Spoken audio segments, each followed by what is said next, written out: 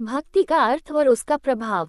प्रिय भाइयों और बहनों, आज हम उस दिव्य मार्ग की चर्चा करेंगे जो हमें प्रभु से जोड़ता है। वह मार्ग है भक्ति का। भक्ति कोई साधारण भावना नहीं, यह आत्मा की पुकार है, हृदय का झुकाव है और जीवन का उद्देश्य है।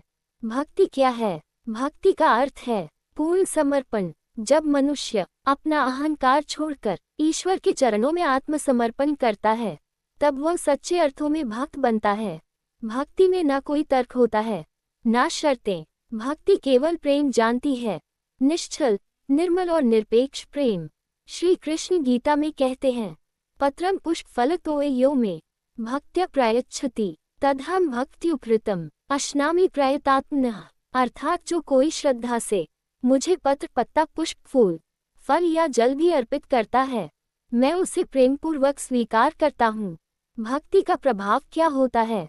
1. मन की शांति। जब हम प्रभु का स्मरण करते हैं तो हमारा चंचल मन स्थिर होता है, चिंता दूर होती है, भीतर सुकून आता है। 2. कर्मों का शुद्धिकरण। भक्ति के मार्ग पर चलने वाला व्यक्ति धीरे धीरे पापों से मुक्त हो जाता है।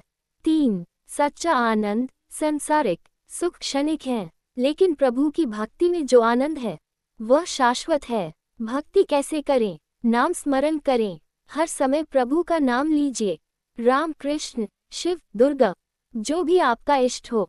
सेवा करें, दूसरों की सेवा करना भी भक्ति का एक श्रेष्ठ रूप है। सत्संग करें, संतों की संगति से मन शुद्ध होता है।